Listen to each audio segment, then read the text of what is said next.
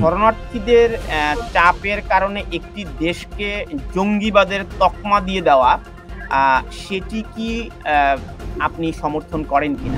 আনসারুল্লাহ বাংলা টিমের যে চিফ তাকে ছেড়ে দেওয়া হলো এবং আরো বেশ কিছু এই ধরনের নেতাকে ছাড়া হয়েছে।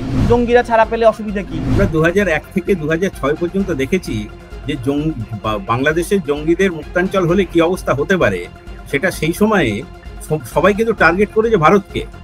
ভারতে অজস্র নাশকতার ঘটনা ঘটিয়েছে এরা। এই রমজানে কোনো প্রকার ফি ছাড়াই আপনার প্রিয়জনকে টাকা পাঠান সোনালী পের মাধ্যমে।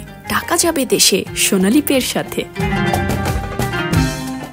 কিন্তু শরণার্থীদের চাপের কারণে একটি দেশকে জঙ্গিবাদের তকমা দিয়ে দেওয়া, সেটি কি আপনি সমর্থন করেন কিনা? কোনো দেশকেই জঙ্গিবাদের তকমা দেওয়া উচিত নয় এবং বাংলাদেশকেও হয়েছে বলে আমি মনে করি না। যেটা হয়েছে কতগুলো বাস্তব ব্যাপার, সেটা হচ্ছে যে বেশ কিছু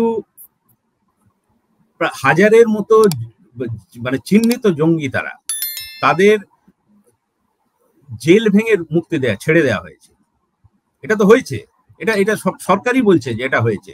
তাদের অনেকেই একটা ফিরে আসেনি। তারপরে আনসারুল্লাহ বাংলা টিমের যে চিফ তাকে ছেড়ে দেওয়া হলো এবং আরো বেশ কিছু এই ধরনের নেতাকে ছাড়া হয়েছে, কিন্তু মুক্তি দেওয়া হয়েছে। এদের অ্যারেস্ট করার জন্য নিরাপত্তা বাহিনী বা এদের বিএনপির সিনিয়র ভাইস চেয়ারম্যান তারেক রহমানের মামলাও তুলে নেওয়া হয়েছে। লুৎফুজ্জামান বাবরও সাদা মুক্ত হয়েছেন। তো সবাই তো একটা মুক্ত জীবনে ফিরতে চাইছেন। তো কোনো মামলারই তো নিষ্পত্তি হয়নি। গ্রেনেড হামলা মামলারও নিষ্পত্তি হয়নি, তারেক রহমান সাহেব ছাড়া পেয়েছেন। লুৎফুজ্জামান বাবরের এই 10 ট্রাক মামলায় তিনিও ছাড়া পেয়েছেন। জঙ্গিরা ছাড়া পেলে অসুবিধা কি?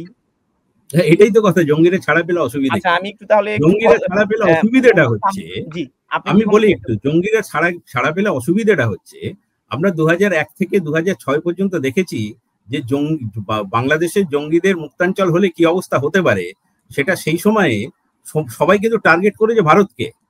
ভারতে অজস্র নাশকতার ঘটনা ঘটিয়েছে এরা এবং এই জঙ্গিদের এই খিলাফতের নামে যে মানে ভারতের একটা অংশ এবং বাংলাদেশ জুড়ে যে আমি আপনার পয়েন্টটি পরিষ্কার যে জঙ্গিবাদের উত্থান হলে পার্শ্ববর্তী দেশের মাধ্যমে ভারতে যদি আগুন লাগে আমার ঘরে আগুন আসবে না, আমরা বলবো না যে আগুন অবশ্যই ভারতের জন্য কনসার্ন। আপনার পয়েন্টটি পরিষ্কার।